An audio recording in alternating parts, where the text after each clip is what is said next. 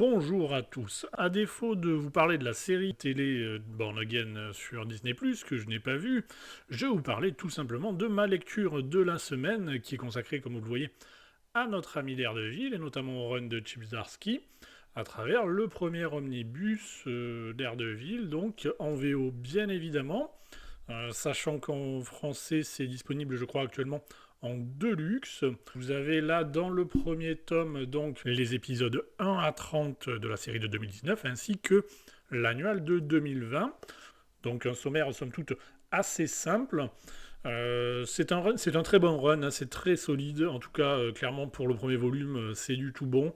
Moi, j'ai passé un très très bon moment à le lire. Pour le volume 2, ça sera un peu plus compliqué. Je ne sais pas si je le prendrai parce qu'il y a l'event Devil's Reign qui a au milieu. Donc là, vous avez les 30 premiers épisodes de la série de 2019.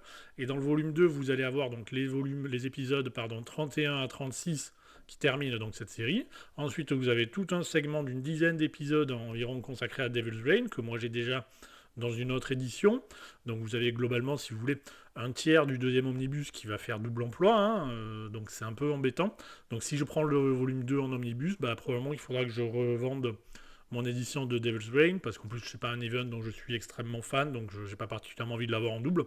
Et donc dans ce volume 2, après le Devil's Reign, vous avez après effectivement les 14 épisode de la série encore Daredevil, mais cette fois de 2022 si je ne me trompe pas. Donc globalement un omnibus pour le volume 1 qui est vraiment très bon, le volume 2 qui est pas mal consacré à Devil's Reign, donc les gens qui aiment seront contents. Moi encore une fois je vous dis je sais pas si je le prendrai. Vous avez cette cover là dans l'omnibus, je suis pas très fan, j'aurais préféré la variante personnellement, mais évidemment je n'ai pas eu le choix.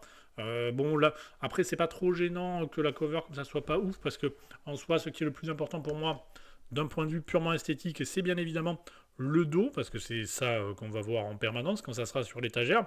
Et là, en l'occurrence, c'est un dos qui est quand même très très cool. C'est évidemment les dos US qui sont, de mon point de vue, beaucoup plus stylés, beaucoup plus cool, beaucoup plus colorés, hein, beaucoup moins uniformes que les omnibus VF. C'est vrai que ça fait un peu tristoun, les omnibus, les rangées d'omnibus en VF, je trouve. En VO, ça claque quand même bien. Donc au niveau du dos, je suis content. Et ce qui m'importe aussi, surtout plus réellement que la cover sur la jaquette, c'est ce qu'il y a en dessous de la jaquette. Puisque c'est ça que je vais regarder pendant la semaine durant laquelle je vais lire l'omnibus. Il va traîner en permanence l'omnibus sans la jaquette sur la table basse. Donc c'est surtout, en fait, si vous voulez, le cartonnage qui m'intéresse. Et à ce niveau-là, pour moi, c'est du tout bon. Voilà ce que ça donne sous la dose jacket, et comme vous pouvez le voir, ça tabasse. On a une superbe illustration là Daredevil avec le sonar derrière. Et quand on l'ouvre, on a évidemment d'un côté Daredevil, de l'autre Elektra. Encore une fois, un cartonnage qui est sobre, mais franchement super classe, je trouve. Vraiment, pour moi, c'est du tout bon.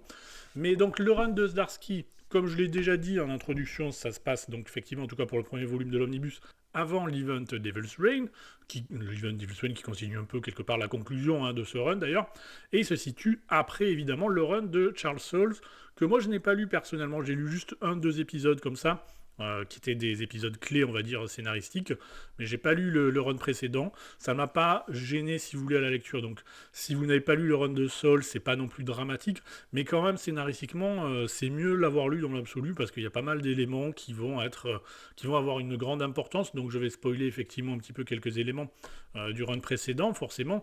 Donc vous avez certains éléments qui étaient importants quand même dans le run précédent, notamment sur la fin du run, c'est vrai que Daredevil prend un peu cher, donc là on va démarrer avec un Matt Murdock qui prend des pilules et tout, qui a pris un peu cher, mais ça à la rigueur c'est pas très grave d'un point de vue scénaristique si on l'a pas. Par contre, c'est vrai que vous avez des trucs comme par exemple le fait que l'identité secrète de Daredevil et Murdock est de nouveau secrète, en quelque sorte, j'ai envie de dire.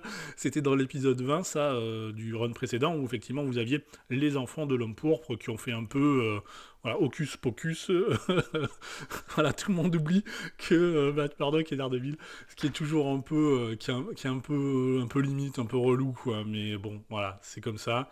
On sait que ça fonctionne comme ça. Donc, toujours est-il que en ce début de run, effectivement, on est de nouveau confronté à une sorte de statu quo où les gens ne savent pas qui est Daredevil, qui se cache derrière le masque de Daredevil, ce qui va être évidemment un des éléments scénaristiques clés de ce run. Donc vous le voyez, ça va être écrit essentiellement par Chip Zdarsky, enfin non, tout est d'ailleurs écrit par Zdarsky. Après au dessin, ça va être Keketo, et il va être remplacé à quelques autres passages, ouais, quelques petits passages. Voilà, Sharma, là, j'ai pas trop aimé. Fornes, à la rigueur, c'est plutôt sympa. Mais globalement, c'est du très bon. Au niveau des histoires, c'est vachement cool. Au niveau des dessins, je vous dis, globalement, à une ou deux exceptions près, ça tabasse quand même pas mal. Donc je vais vous montrer ça. Il risque d'y avoir des spoils aussi vis-à-vis de ce run, hein. Clairement, je vais être honnête.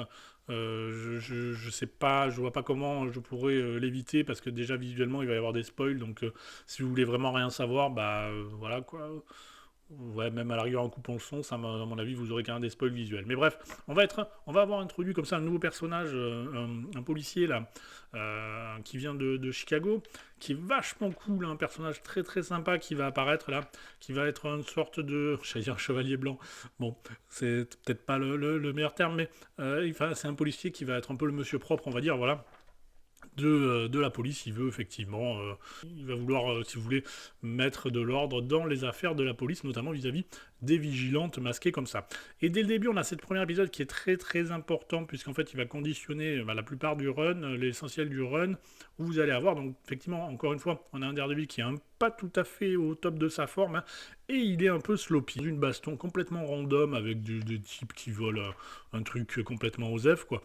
Eh bien, il se trouve que l'une des personnes qui va tabasser, eh bien, on l'apprend donc dès le premier épisode, qu'il va décéder des suites. Voilà, c'est ce voyou hein, qui va décéder des suites de ses blessures, donc parce que Daredevil n'a pas été, si vous voulez, suffisamment attentif. Bon, là, on a quelques pages, peut-être par Zdarsky, bon, moi, je trouve ça assez random, mais donc ça va être ça, si vous voulez, l'élément déterminant, le point de départ, c'est que donc vous allez avoir un Matt Murdock qui va être confronté aux conséquences de ses actes et de en quelque sorte son manque de professionnalisme presque, si je puis dire.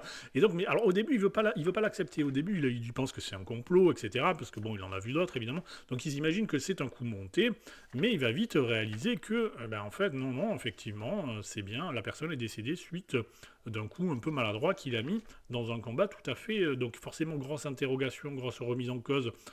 Sous l'angle évidemment religieux aussi, forcément, c'est du Daredevil.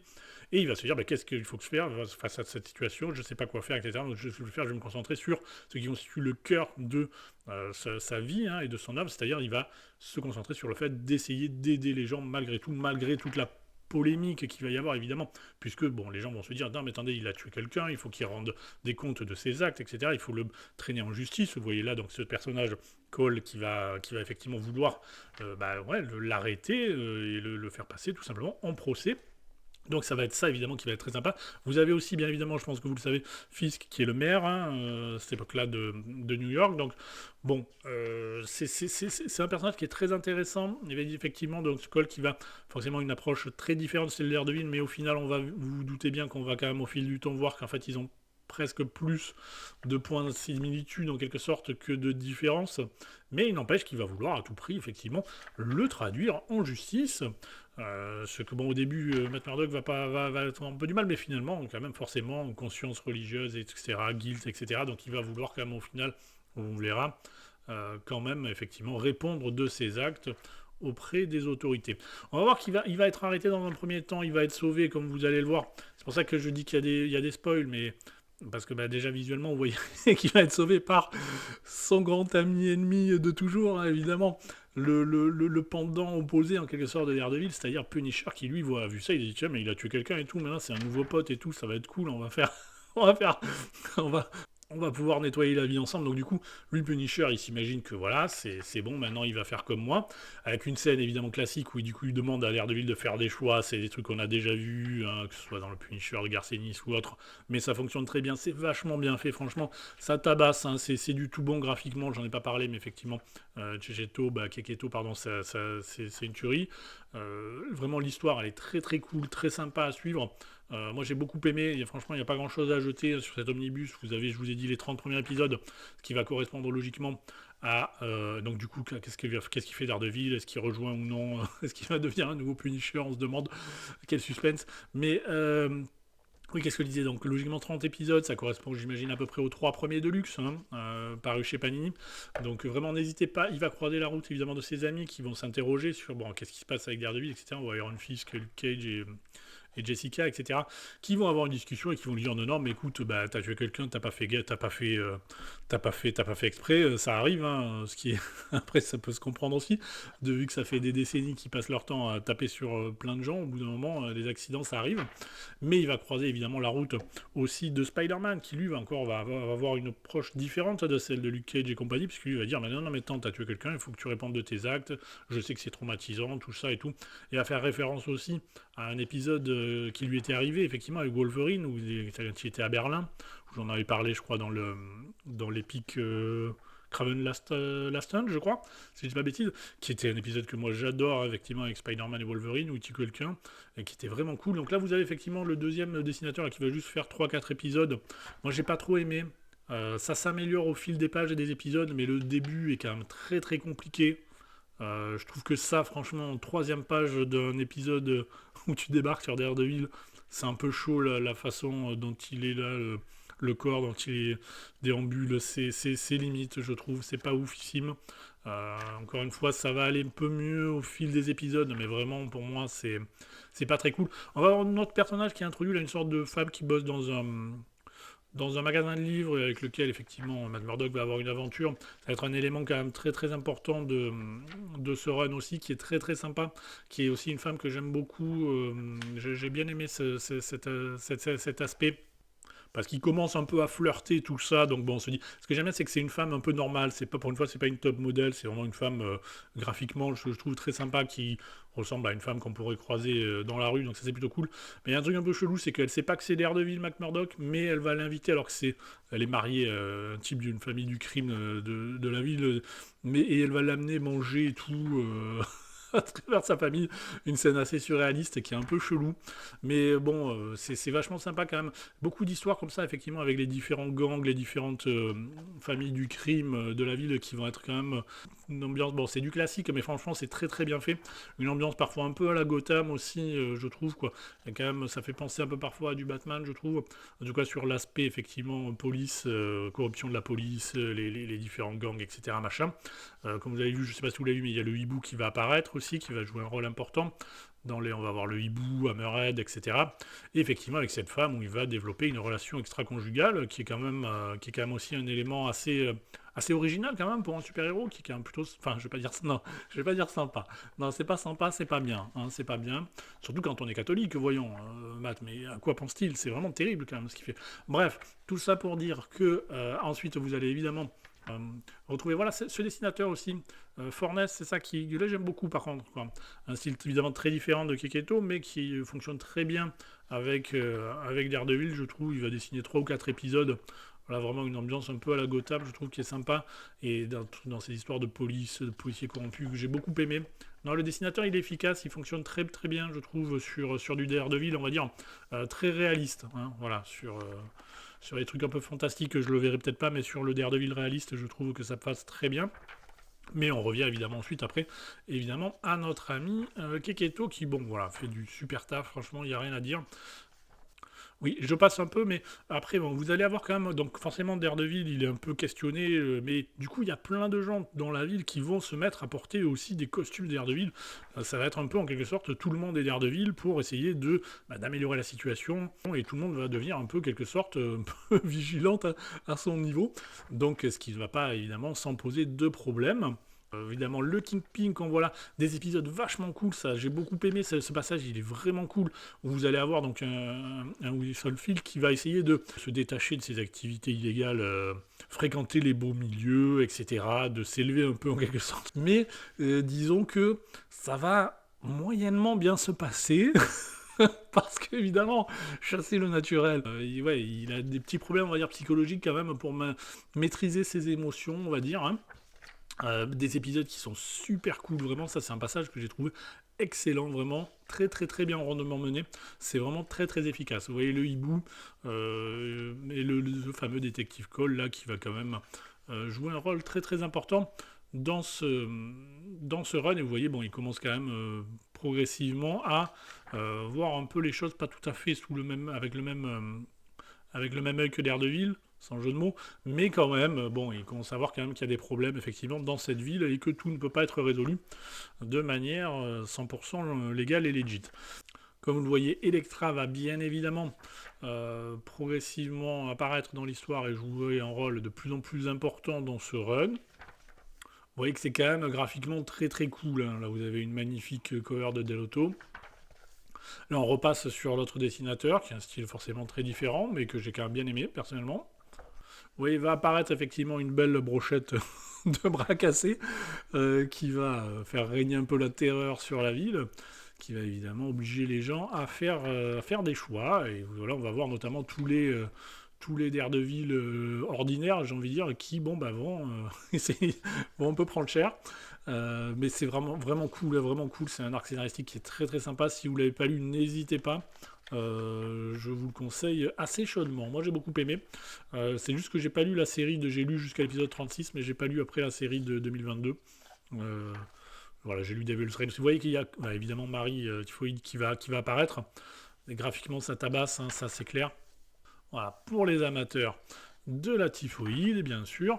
Ouais, franchement, c'est du tout bon tout ça, hein. Je vous dis, sur cet omnibus, pour moi, il n'y a carrément rien à acheter. Donc c'est vraiment très très sympa. Et on continue, hein, dans la série, ça spoil pas mal, hein, donc clairement vous êtes prévenus. Mais bon, de toute manière, j'imagine que vous avez forcément lu Devil's Reign, donc qui se passe après, donc j'imagine que forcément ce qui est là, vous le savez déjà. Mais ouais, ça spoil pas mal, parce que vous allez effectivement avoir, donc à la fin de cette petit affrontement, où ben, vous avez Daredevil qui va en quelque sorte se rendre donc au détective pour en quelque sorte être jugé et servir sa peine en quelque sorte s'il est le cas échéant condamné.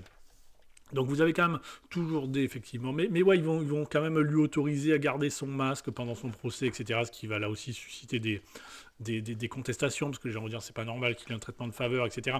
Mais franchement, c'est vachement cool, moi j'ai beaucoup aimé.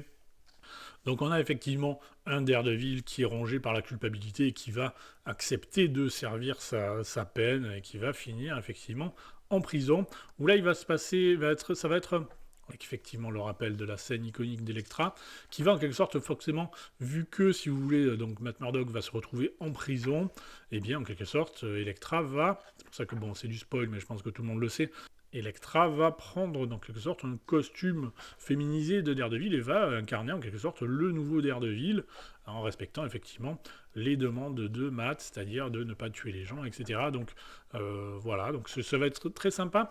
Donc pendant qu'il va être en prison, malheureusement, j'ai envie de dire, on va voir interférer en quelque sorte avec la série un event qui n'est pas Devil's Reign, qui est un event lié au symbiote, là avec Null, etc. Moi qui suis pas trop les trucs de symbiote, j'avoue que j'ai eu un peu du mal parce que c'est toujours le problème avec ces events qui essayent voilà, qui s'imposent en quelque sorte aux autres séries. Parce que vous aviez, disons que ça jure un peu quand même avec, avec le ton de la série, quoi. Mais c'est malheureusement, c'est malheureux, mais c'est comme ça. Parce que vous aviez une série qui était quand même très réaliste, très sérieuse et tout. Et là, tout d'un coup, vous avez un côté complètement fantastique, complètement what the F, avec des symbiotes de partout, d'invasion de symbiotes, etc. Et c'est ça le problème, moi, des events, c'est que quand c'est un event qui est lié à la série, comme c'est le cas de Devil's Reign, bon, bah, ça se passe bien, puisque bah, c'est lié à la série, donc il n'y a pas de problème.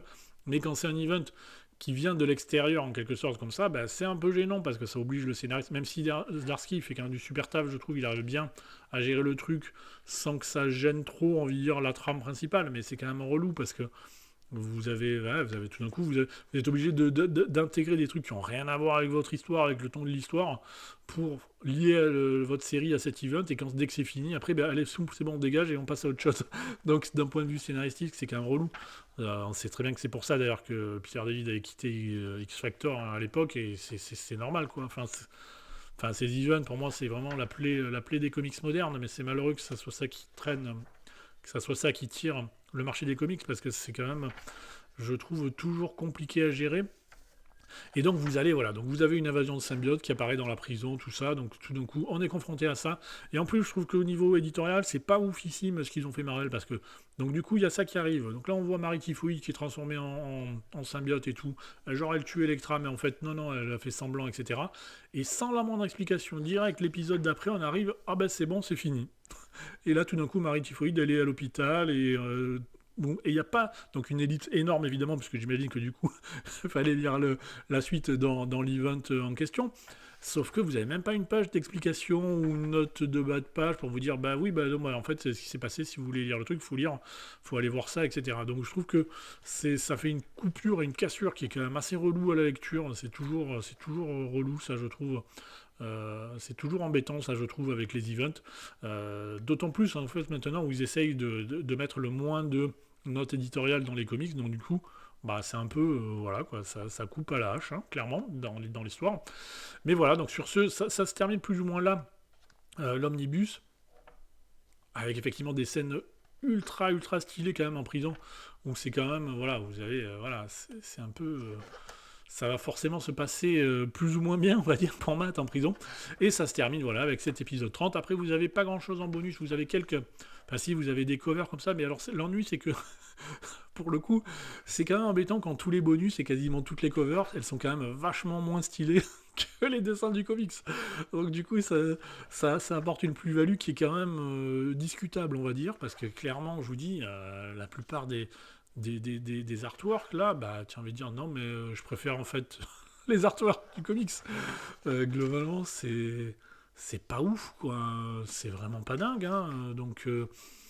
ouais, moi ça m'a pas emballé tous ces visuels là. Si on aime le style, celui-là est pas mal. Bon, Alex Ross c'est classique, mais ça fonctionne bien. Celle-là de Stegman est cool. Bon, ben là c'est Kiketo, donc oui c'est cool aussi. Mais voilà, je vous dis, bon celui-là j'aime moins. Mais ouais, donc ça c'est l'Omnibus volume 1 de Daredevil par Chip Zdarsky. Pour moi, ce que vous lisiez en VO ou en VF, n'hésitez pas, c'est plutôt assez chaudement recommandé, sachant que j'ai attaqué un peu la série actuelle de Saladin.